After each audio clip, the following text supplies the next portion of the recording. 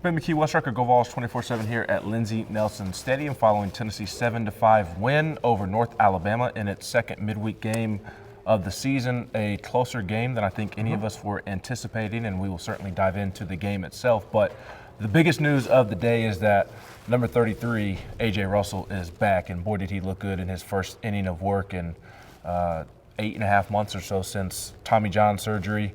First time on the mound since the day Tennessee won the SEC tournament in Hoover. Yeah, it's interesting. We're coming to the park today thinking, is it, maybe see Dylan Lloyd's first appearance of the season, maybe see Tegan Coons, and then all of a sudden you get the update, hey, A.J. Russell starting today. What? And so it's kind of jarring because everything about this recovery has just seemed so fast. But they've done their work. They were able to do the internal brace on it, and like 8.5 months back from Tommy John. For people who really know baseball, you'll know that's ridiculous. Yes. Now, even with the internal brace, it's a different thing, but still, even with that, to come back this quickly, it's like, it was interesting that Tony Vitello said basically, especially after the way last season went, they know how much A.J. Russell's arm is worth. They've had to be so careful with this process, and they weren't going to let him come back on the mound until he said, okay, I'll do it, and they had to be firm about it. But you would have never known that he was gone. He goes out there, he's going up to 97 in the first inning, sitting around 95, 96. That turbo sinker looked good, arm doesn't hurt. Huge news for Tennessee and for him. Yeah, it absolutely is. So very interested to see where A.J. Russell goes from here. The early returns are very, very strong. And he was hoping, what did he say, that he touched 94 or so. Yeah. That's what his expectation was coming in to the game today, and he was bumping 97 a couple of times, so certainly a great first step for A.J. Russell and for Tennessee. The other two did pitch, like you mentioned. Tegan Coons makes his collegiate debut, had a strong 1.1 innings of work.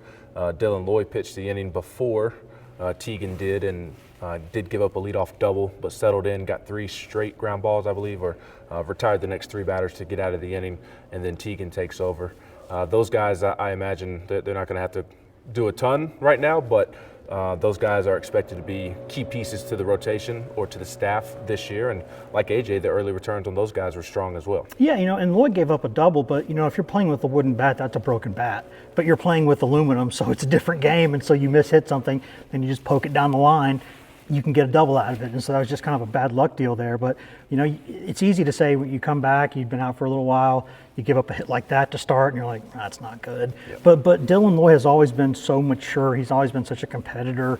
He just worked right around it. It was no problem at all. And Coons, you just see exactly why everyone's always been so excited about him. It is so, he goes 94, he can go higher than that. He's been throwing 93 since the past 2 or 3 years ago. And it's easy. It's just such an easy, smooth transition, not a lot of effort in it. And then the stuff plays. It's really, really good. And, Tennessee, it wasn't a great game, wasn't a terrible game, but it wasn't an awful game, just meh.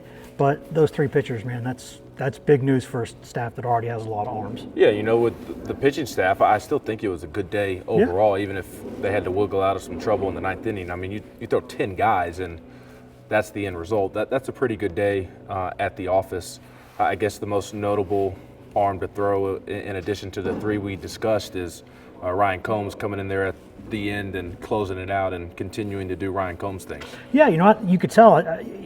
Tony didn't say this specifically. I think Combs may have been the guy they talked about threw a little bit more than they wanted just because of the situation gas at the end. That it turned out. But it's good work if you get through it, and he did. But, I still think, Ben, baseball can be such a weird game that there's always an element of luck or fortune involved.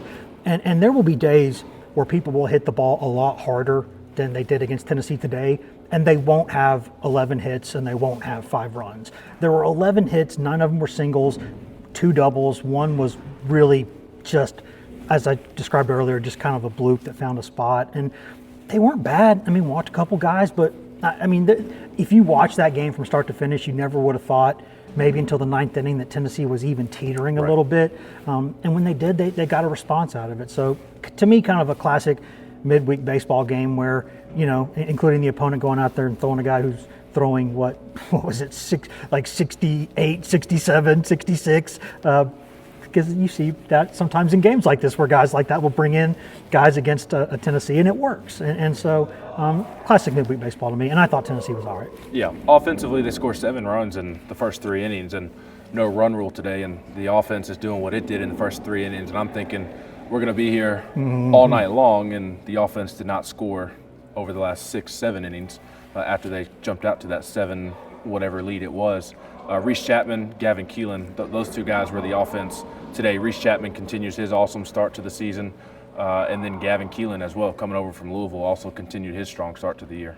Yeah, I mean, it wasn't – you can't really say it's a bad day when you score 7 runs, but when you do all that in the first few innings, you want more than that. If you're Tennessee especially, you're used to when you get up on somebody, you just, you throw the kill shot kind of, and they just kind of didn't do that today. And had a couple chances, 2 on, bases loaded 1 time, just decent at bats, I thought. There was no problem there. Drew some walks, discipline was fine.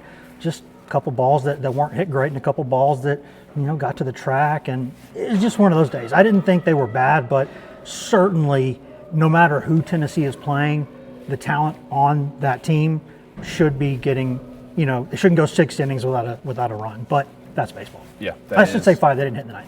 Yes, that is baseball. That is the perfect way to wrap us up here. We're going to get to the house and cover some late night Tennessee basketball. Tennessee baseball will be back in action this weekend in Houston.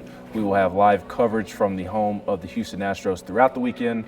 So make sure you're locked into GoVols247.com for all of your Tennessee baseball coverage. He's Wes Rucker. I'm Ben McKee.